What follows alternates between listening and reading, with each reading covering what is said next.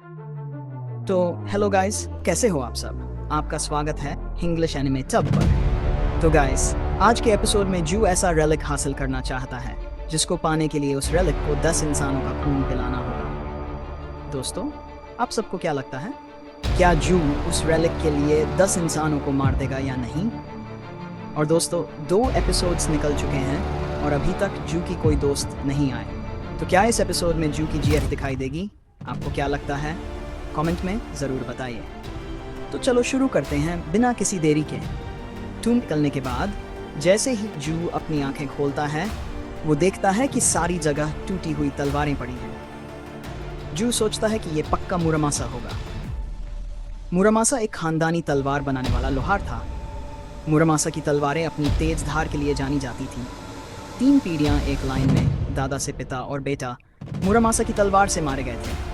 Muramasa वो श्रापित तलवार थी जिसने पूरा परिवार साफ कर दिया था। तभी गेम विंडो जू के सामने दोबारा निकलती है और उसमें लिखा होता है कि रेलिक की एनर्जी तुम्हारे शरीर पर हमला कर रही है, तुम्हारी स्किन डैमेज हो रही है। और विंडो के जाते ही जू के हाथ की स्किन पर जलने का निशान आ जाता है। जू सोचता है कि उसे ये टूम जल्दी ही पूरा करना होगा। फिर जू कहता है, मेरे लिए रुकना मुरामासा। उसके बाद जू चलते चलते थक जाता है और कहता है कि ये टूम इतना बड़ा क्यों है। ये टूम इतना बड़ा है कि गोल्डन एक्स भी उस रेलिक को नहीं ढूंढ पा रहा। जू सोचता है कि उस रिपब्लिक ऑफ बेंट वाले आदमी को पक्का पता होगा कि वो रेलिक कहाँ है। जू कहता है कि उसे उस आदमी का पीछा करके सही मौके का इंतजार करना चाहिए था। ऐसा रहा तो वो रेलिक को पहले ले जाएगा। जू कहता है कि मुझे उस आदमी को ढूंढना होगा। तभी जू को किसी के चिल्लाने की आवाज़ आती है। जू देखता है कि एक लड़की को रेलिक ने काबू में कर लिया है। जू सोचता है कि जो भी उस तलवार से घायल होगा वो भी इस लड़की की तरह हो जाएगा, और अगर और लोग इसके काबू में आ गए तो हालात खराब हो जाएंगे। तभी जू पुल को देखता है और कहता है कि हाँ, लोगों को इसमें डालो और जाने के लिए पुल दिख जाएगा। जू पूछता है कि तुम सबको इधर किसने फंसाया? क्या वो रिपब्लिक ऑफ बेंट वाला आदमी था? जू को जवाब देते हुए एक आदमी कहता है कि हाँ, वो हमें यहाँ फंसाकर अभी अभी ही भागा है। जू देखता है कि क्या उस आदमी से लिए हुए रेलिक्स में से कोई इस्तेमाल में आ सकता है। तभी जू के सामने दोबारा विंडो आती है। उसमें लिखा होता है कि तुमने 4 बेसिक स्किल्स हासिल कर ली हैं। 1 मीटर के अंदर सब कुछ देख सकते हो, सारी लैंग्वेज समझ सकते हो, टूम को समझ सकते हो, डेक्सटेरिटी बढ़ गई है। दोस्तों, डेक्सटेरिटी का मतलब मुझे नहीं पता। अगर आप में से किसी को डेक्सटेरिटी का मतलब पता हो तो कमेंट में ज़रूर बताना। और फिर उस विंडो में लिखा आता है, अब तुम पूरी तरह से टूम रेडर बन गए और तुम्हें टूम के बाहर जाने पर एक इनाम मिलेगा। उसके बाद जू नीचे जाकर उस लड़की को रस्सी वाले रेलिक से बांध देता है और उनसे पूछता है कि क्या किसी ने देखा कि वो आदमी कहाँ गया है। फिर एक आदमी कहता है कि हाँ, वो पुल को पार करके गुफा के अंदर गया था। जू सोचता है कि उसे भविष्य मतलब फ्यूचर बताने वाले रेलिक यूजर से खबर मिली होगी। तभी वो लड़की कहती है कि क्या तुम इस रस्सी का कुछ कर सकते हो। जू फिर उस रस्सी को वापस बुला लेता है और उन सब से कहता है कि वो उनको बाहर निकाल देगा, पर उन्हें उस आदमी को ढूंढने में जू की हेल्प करनी पड़ेगी और तब तुम उसे सबक सिखा लेना। उसके बाद हमें वो आदमी किसी से फ़ोन पर बात करता हुआ दिखता है और कहता है कि अच्छा, ये वो जगह है जो फ्यूचर रेलिक ने बताई थी।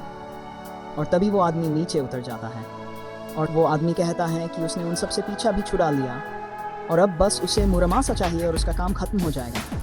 और फिर उसके बाद वो उस जापानीज़ को मतलब जू को भी ढूंढ लेगा, पर वो मुरामासा को ढूंढ ही नहीं पा रहा था। और तभी वो लोग वहाँ आकर उसे मारने लगते हैं जिनको उसने वहाँ फंसाया था। फिर वो देखता है कि जू उसके आगे गोल्डन एक्स लेकर खड़ा है। वो जू से गुस्से में कहता है कि तुम इस सब के पीछे हो ना। जू हंसता हुआ कहता है कि और कौन होगा, तुम अभी तक रेलिक को ढूंढ नहीं पाए। और फिर जू गोल्डन एक्स को हुक्म देता है कि रेलिक को ढूंढो। गोल्डन एक्स, फिर जू उस रेलिक को गोल्डन एक्स की हेल्प से ढूंढ भी लेता है। उसके बाद वो रेलिक जू से कहता है कि अगर वो उसकी शक्ति चाहता है तो उसे उस तलवार को 10 इंसानों का खून पिलाना होगा। जू रेलिक से पूछता है कि क्या ये तुम्हारा टेस्ट है। फिर वो रेलिक कहता है हाँ, इंसानों को मारो। फिर जू उसे मना करके अपनी डोमिनेंस का यूज़ करने लग जाता है और कहता है कि अच्छी तलवार बनो और ये सारी टूटी हुई तलवारों को अपने में संभालो। फिर मुरामासा को वैसा ही करना पड़ता है। उसके बाद जू उन सबको अपने रस्सी वाले रेलिक की हेल्प से उधर से निकालने लगता है और देखता है कि वो रिपब्लिक ऑफ बेंट वाला आदमी भी वहाँ से बाहर निकलने की कोशिश कर रहा है। जू उससे कहता है कि तुम वहाँ से बाहर नहीं जा सकते। और फिर वो आदमी जू को कहता है कि तुम हमारी टीम क्यों नहीं ज्वाइन करते, हमें अच्छा पैसा मिलता है और हमारे पास फ्यूचर बताने वाला रेलिक भी है। जू उसे कहता है कि उस रेलिक को बस उसका मालिक ही इस्तेमाल कर सकता है। फिर वो आदमी कहता है कि एक कंपनी है जो उस चीज़ को संभाल लेगी। तब जू को आवाज़ आती है कि सब बाहर निकल चुके हैं। जू उस आदमी से कहता है कि एक कंपनी? फिर वो आदमी कहता है कि हाँ, TKBN कॉरपोरेशन। तभी जू उसे लात मारकर वहाँ से रस्सी की हेल्प से बाहर निकलने लगता है और कहता है कि तुम TKBN कॉरपोरेशन से ही हेल्प क्यों नहीं मांगते। जू ऑर्डर देता है कि टूम को बंद कर दो और फिर बड़े बड़े पत्थर गिरने लगते हैं और वो आदमी उनके नीचे आ जाता है। फिर ये बात न्यूज़ में भी आ जाती है कि रिपब्लिक बेंट का इसके अंदर हाथ है और फिर हम एक आदमी उस रिपब्लिक वाले आदमी की टीम के हेड पर गुस्सा होता हुआ दिखता है और कहता है कि इसकी वजह से रिपब्लिक ऑफ बेंट पर की चढ़ उछला है। टीम का हेड कहता है कि सब उस जापानीज़ की वजह से हुआ है। वो आदमी कहता है कि क्या तुमने मुझे कहा नहीं था कि तुम उसे ख़त्म कर दोगे। फिर टीम का हेड माफ़ी मांगता हुआ कहता है कि हम फ्यूचर वाले रेलिक से पता लगा सकते हैं कि वो आदमी कहाँ है। वो आदमी कहता है कि वो तो बस उनका ही पता लगा सकता है जो उसके मालिक से मिला है। हेड कहता है कि रूई का उस किताब से पता लगाया जा रहा था जब वो उस आदमी से मिला था, जिसकी वजह से हम उसका पता लगा सकते हैं। और फिर हमें जू कहता हुआ दिखता है, यही प्रॉब्लम है डोमिनेंस के साथ। जू सोचता है कि वो रेलिक का टेस्ट नहीं देता है और उसे उसके आगे झुकने पर दबाव डालता है और जितना ज़्यादा ताकतवर रेलिक उतना ही वो विरोध करेगा। ऐसा रहा तो उसका शरीर ज़्यादा देर तक टिक नहीं पाएगा। तभी जू के आगे विंडो आती है, उसमें लिखा होता है कि तुम्हारा इनाम तैयार है और जू से पूछा गया था कि तुम क्या लोगे, डोमिनेंस का रास्ता या अफिनिटी का रास्ता।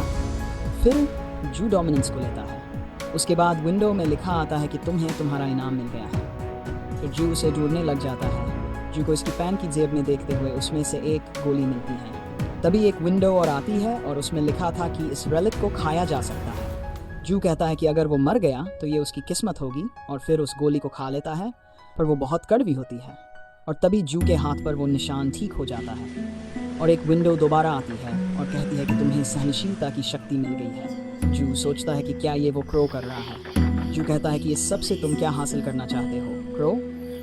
तभी एक विंडो जू के आगे आती है, उसमें लिखा होता है कि तुम्हारा S रैंक फ्यूचर रेलिक से पता लगाया जा रहा है। जू सोचता है कि क्या उस फ्यूचर रेलिक ने उसे ढूंढ लिया। फिर हमें पता चलता है कि ये रेलिक टूल नहीं बना है, ये अपना मालिक चुनता है और जिसे इसने चुना था वो ससाकी ही थी।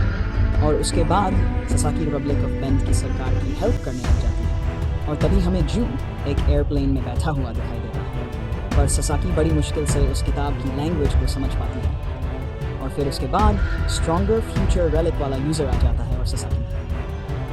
मैं बता देता हूँ कि ये सब जू को पता है क्योंकि ये सब 15 साल पहले हुआ था। और अब प्रेजेंट में हमें ससाकी टीवी देखती हुई दिखाई देती है और फिर उसे एक आदमी आ कहता है कि फ्यूचर रेलिक वाली किताब को पढ़ने का समय हो गया है। और फिर ससाकी किताब खोलते हुए कहती है कि इसकी लैंग्वेज बहुत मुश्किल है।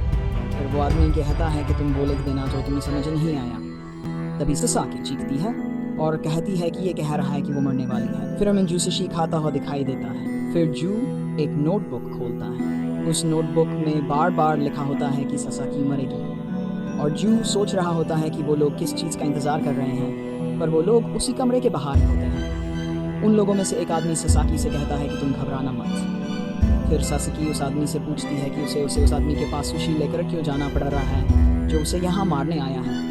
वो आदमी कहता है कि तुम बस उसकी आंखों में एक बार देख लेना, फिर किताब उसके बारे में सब कुछ बता पाएगी। और वो नहीं जानता कि तुम कैसी दिखती हो, और कुछ हुआ तो हम यहीं हैं, तुम बस जाओ। फिर ससाकी अंदर जाती है और कहती है कि ये रही आपकी सुशी जो आपने मंगवाई थी। और जब ससाकी जू को देखती है वो चौंक जाती है। जू को पता चल जाता है कि यही उस फ्यूचर रेलिक की मालिक है। फिर जू मुरामासा की तरफ अपना हाथ करने लगता है और ऑफिसर्स कैमरा में जू को देखकर उस कमरे के बाहर वाले लोगों को बता देते हैं। और जब वो लोग अंदर जाने वाले होते हैं तभी ससाकी दरवाजा बंद कर देती है और जू से पूछती है कि क्या वो उसकी फैन बन सकती है। जू सोचता है ये क्या हो रहा है। ससाकी कहती है कि वो जू से बात करना चाहती है पर वो लोग हमें सुन सकते हैं। तभी ससाकी अपना फोन निकालकर उसमें कुछ लिखकर जू को दिखाती है। उसमें लिखा था कि जू तुम बहुत हॉट हो, क्या तुम मेरे साथ चाय पीने चलोगे। जू फिर ससाकी से उसका फोन ले लेता है और वो भी उसमें कुछ लिखकर ससाकी को दिखाता है। ससाकी बहुत खुश हो जाती है और फिर जू कमरे के बाहर वाले लोगों को रस्सी से बांध देता है और वहां से ससाकी के साथ डेट पर चल पड़ता है। तो दोस्तों आपको क्या लगता है जो आखिर सासाकी को कहाँ लेकर जा रहा है, और क्या आगे चलकर जू और सासाकी के बीच कुछ होने वाला है? मेरा मतलब, कहीं बात शादी तक तो नहीं पहुंचने वाली? अपना जवाब कमेंट में ज़रूर बताना। अगर वीडियो पसंद आया हो तो लाइक करो, शेयर करो, और ऐसे ही मज़ेदार एनिमे एक्सप्लेन्ड वीडियोस के लिए चैनल को सब्सक्राइब करना बिल्कुल मत भूलना। तो मिलते हैं अगले एपिसोड में, तब तक के लिए बाय।